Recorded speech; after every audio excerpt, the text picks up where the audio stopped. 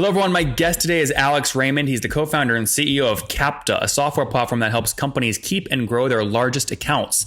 Alex has 20 years of experience in the software industry and has worked in the US, Europe, and Asia.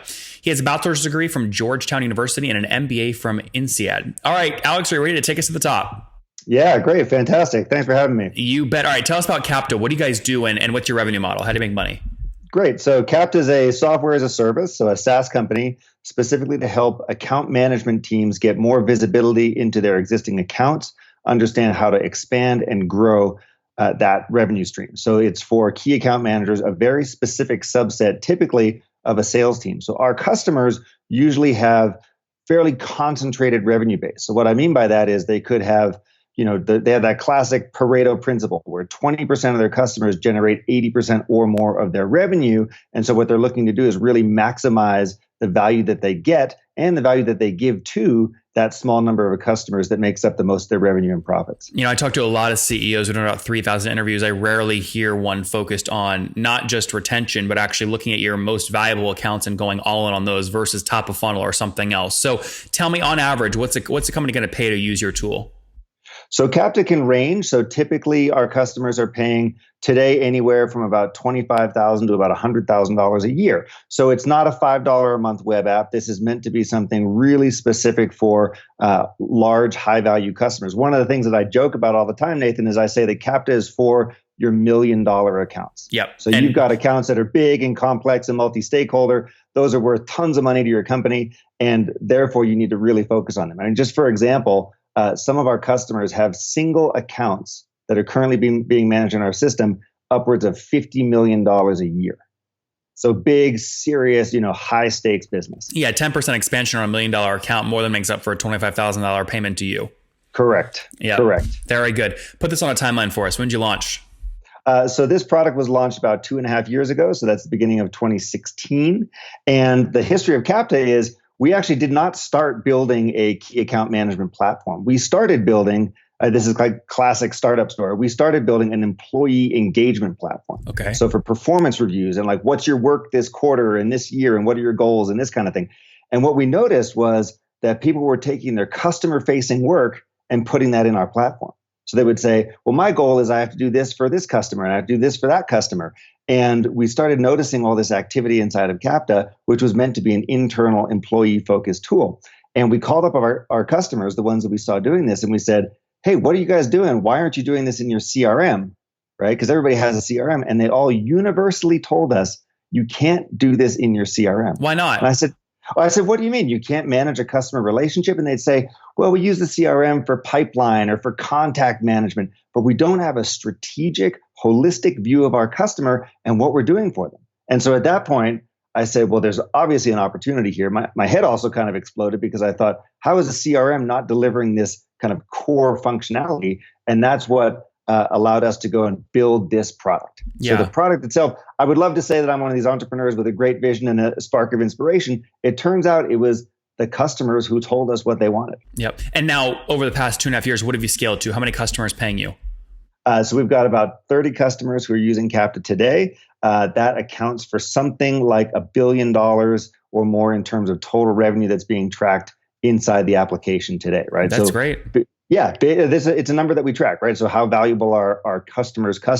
So right now it's well over $1 billion. The more important question, this is much more difficult to get to, is what is the average net revenue retention on all of your customers? And if the lift is higher with you versus without you, then you know you're winning. Exactly. So that's one of the things that we track as well. That's great. Very good. I'm surprised you get that much insight into these guys. They tell you all their revenue numbers, huh? Well, we've got their contracts, we've got their opportunities. We can see where stuff is happening or not happening. But there's so many tools out there that do the lagging indicators, right? The KPIs and the metrics and so on. And what we focused on instead is what are the leading indicators? So if I am an account manager, or in the lingo of today, if I'm all about account-based marketing or account-based everything, what are the actions and behaviors that I need to exhibit in order to get the best results? And what's the source of truth? Sorry, what's the source of truth on the money side? Are they connecting to Stripe or QuickBooks, or what's this?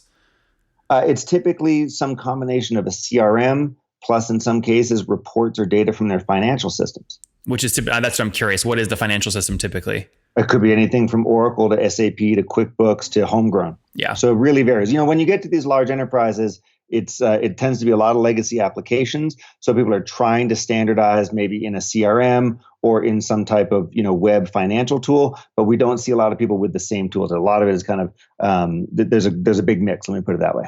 And then run rate today, you said $25,000 and up in terms of revenue per year. That's about $2,000 a month times 30 customers. You guys are north of 60 grand a month right now in revenue. Yeah, that's great. What's the next big revenue target, would you say? We'd love to get to 100K in MRR, right? So that's kind of an obvious target for us. We'd like to do that by the beginning of 2019, the beginning of next year, that's right? Great. So this gives us a nice kind of lift, gives us good momentum.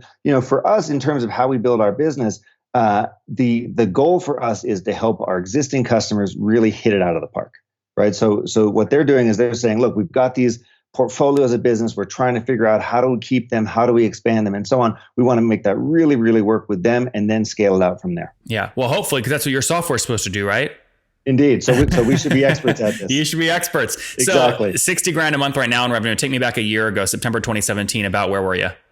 Less than half. Less than, okay, so more than 100% year-over-year growth. Yes, correct. So we've been growing really nicely, and the customer mix is very interesting. So one of the things about the customer mix is you expect SaaS software to be adopted by really tech-enabled types of companies. It turns out that a lot of our customers today are actually more mature industrial companies. Manufacturing? So for example, manufacturing, chemicals, services, this kind of thing, as opposed to just pure tech. And the reason is I'm in a more mature market. If I'm a chemical company or a service provider or something like that, I'm in a more mature market. The market's more concentrated. Therefore, every extra point of market share that I win really impacts my revenue and my bottom line.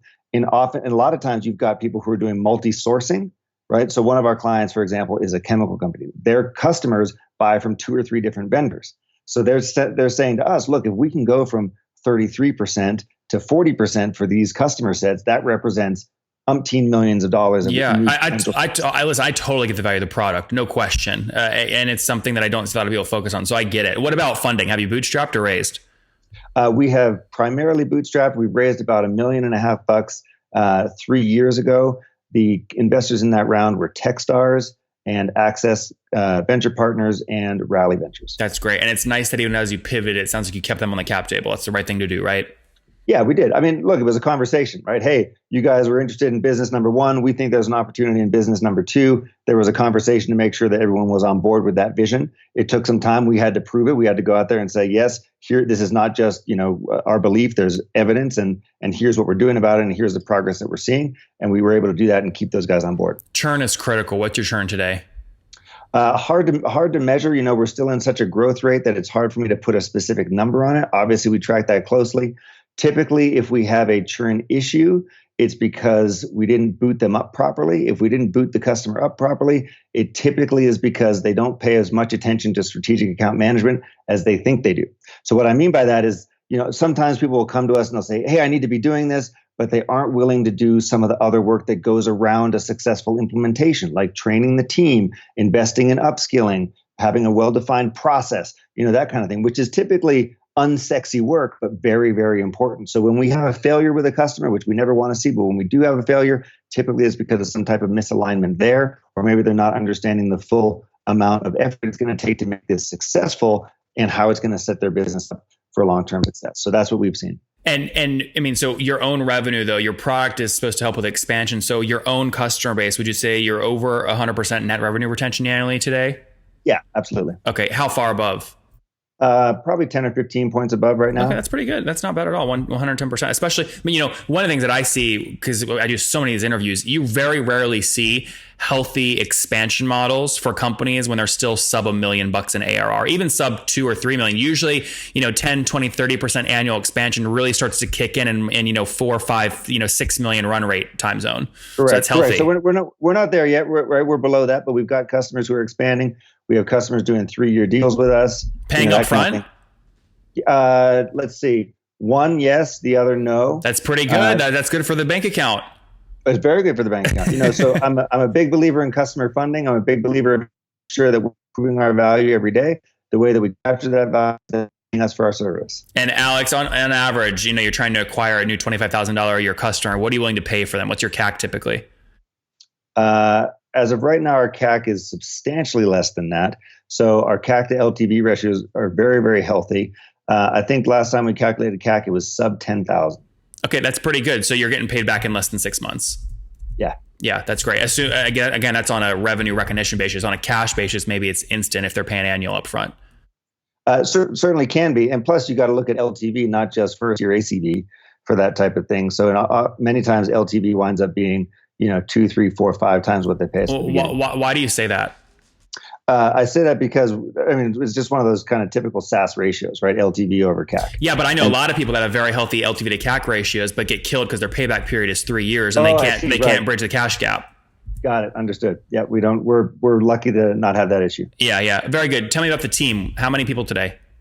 3 of us. 3. Okay, and where's everybody based? Everyone's in Boulder, and we are doing. So I'm the CEO. I do a lot of the customer facing stuff. We have a customer success manager who helps with onboarding, setting them up for strategic account management, that kind of thing, and a CTO who does all the development, plus, of course, outsourced team who helps with marketing. And we also have an outsourced team who helps with design. I love it. Lean, mean, to the point, 3 fixed. You keep everything else that's non-critical to the muscle of the body as variable expenses in the form of consulting, huh? Correct. Yes. And so that allows us to really focus on what we do best. It allows us to control our costs. It allows us to control, where the money is going. And, frankly, most companies are coming to us and saying, this is a highly specialized operation within their business, right? And we're saying, we're experts at this. We can help you solve these problems. And they're very happy with that. Yeah. Let me ask you a question. You've been doing this for 2 years. There's a pivot happening. Any interest right now in raising additional capital? It's something we might consider for 2019, but not something we're actively pursuing this year. Okay. If you did raise in 2019, what would you generally target? How much would you want to raise to invest in growth? We'd probably be teeing up a typical Series A. By typical Series A, in Boulder standards, that's 3 to 5 million. In the Bay Area, that's 6 to 10 million. Yeah. So it's very different. Life in Colorado is substantially different from life in the bigger tech hubs. But something like that. For now, we've got great customers. We've got a great revenue model. We're able to keep our costs low, so we do not have a declining bank account.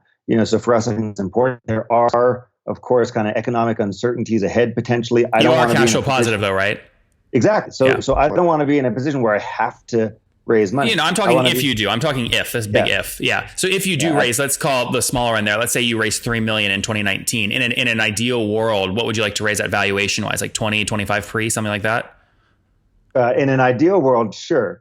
25 pre, 3 on 25 would be great. I think the dynamics that we see in Colorado typically tend to be different. I think in Colorado, we typically, and I'm just saying this based on people I know and raises that they've done, we're typically seeing 3 on 8. Okay. Right? Like those kind of numbers. But 8 on what ARR? It really depends. So I'll have to check the exact number. But that's just like, you're saying just Series A in general, you're saying typical, 3 on 8. Yeah. The typical stuff in Colorado. Yeah. Yeah. Interesting. Very good. All right. Let's wrap up with the famous 5. Number 1, what's your favorite business book, Alex? The Advantage by Pat Lencioni. Number 2, is there a CEO you're following or studying right now? I really like the CEO of NVIDIA right now. NVIDIA. Number 3, is there a favorite online tool you have for building your business? The best tool, best tools I'm using. Sure. Yeah, right. Kapta. I love the simple ones. I love Schedule Once. Schedule Once. Number 4, how many hours of sleep do you get every night? 8. And what's your situation? Married, single, kids? I am married for 11 years. My wife is Laura, Laura. No kids. No kiddos. And how old are you? I'm 42. Last question. What do you wish your 20-year-old self knew? I wish my 20-year-old self knew that at the end of the day, you think that you need to do things because someone else is judging you, someone else is holding a scorebook or something like that on your life. I wish my 20-year-old self knew that nobody's paying attention. Nobody cares. The only one at the end to judge my success is me.